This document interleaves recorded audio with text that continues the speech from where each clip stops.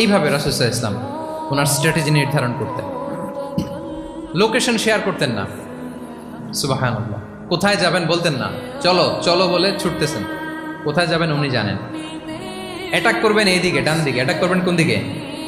কিন্তু মদিনা থেকে বের হতেন বাম দিক দিয়ে। অ্যাটাক করবেন উত্তরে, মদিনা থেকে বের হতেন কোন দিক দিয়ে? দক্ষিণ দিক দিয়ে।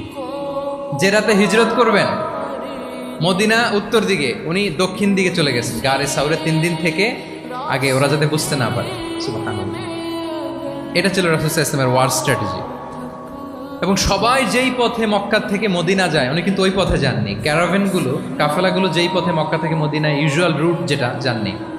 সাওয়াহেলি পথে সাগরের পাশ দিয়ে স্পেশাল একজন গাইড ভাড়া করে তিনি গিয়েছেন। আল্লাহু আকবার।